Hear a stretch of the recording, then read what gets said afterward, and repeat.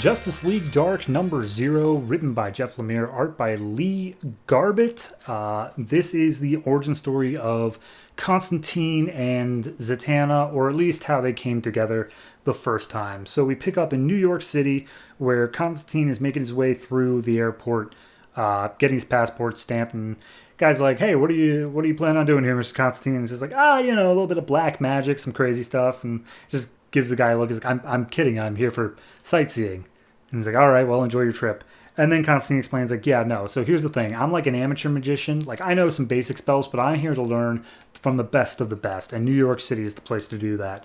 And so he makes his way down to the Oblivion Bar, which is a place in New York that all the magicians hang out at.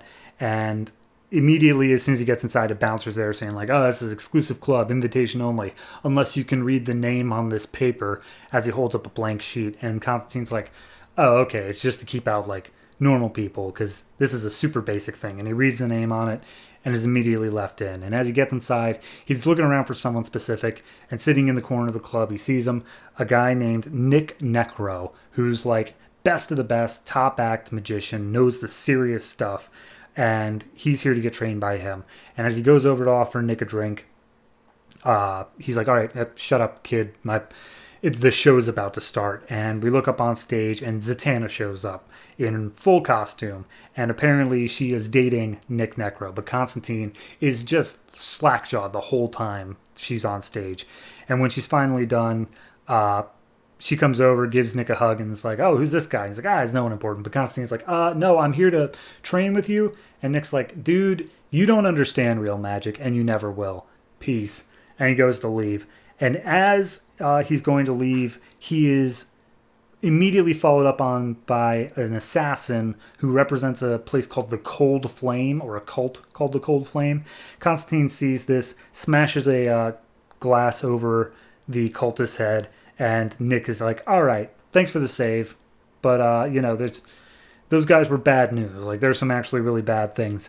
And Constantine's just like, "Well, if they're bad things and, I saved you, maybe you could repay the favor and teach me some stuff." And Nick's like, "All right, fine. Tag along if you want, but you better keep up." And he's kind of given like a little bit of flirtiness to Zatanna, but Zatanna's having nothing of it. But she does at least appreciate his overconfidence. So over the next several months, if not years, Nick takes them around and basically is teaching both Zatanna and Constantine how to fight the things that go bump in the night. And it turns out that the Cold Flame is actually a major underlying current that is at the heart of a lot of this stuff, and is always going to be a pain in their backside.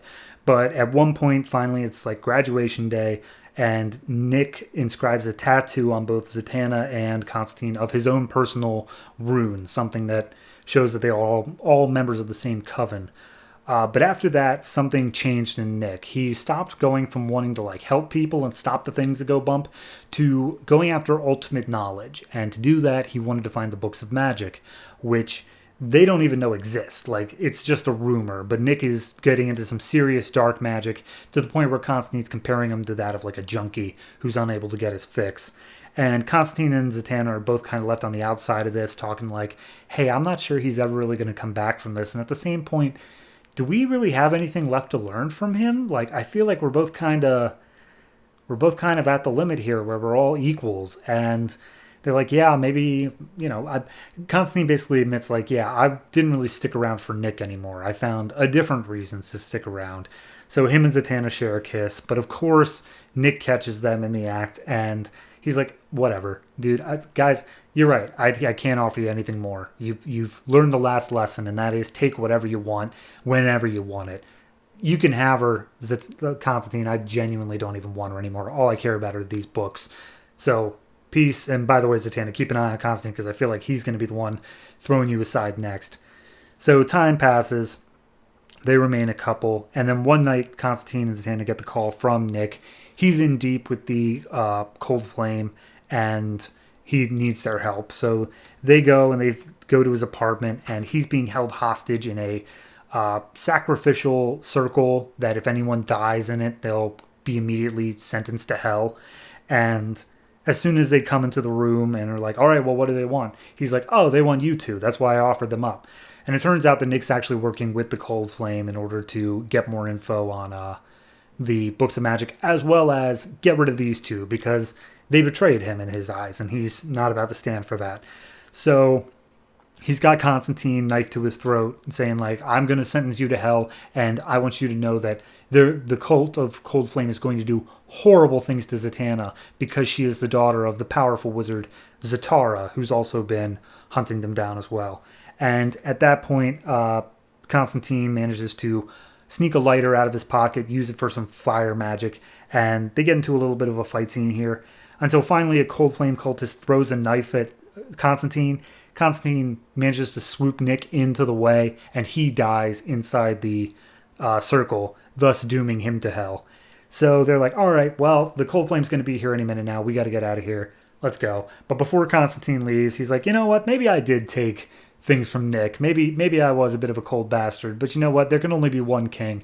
And he ends up taking Nick's trench coat, which becomes, of course, Constantine's signature look. So, yeah, I mean, I think that really did a good job of, while there's still, I know, a lot left unexplained with Zatanna's upbringing and Constantine before he came, as well as their training during, I think this did a good enough job of explaining how Constantine and Zatanna cross paths while at the same point showing Constantine's signature look.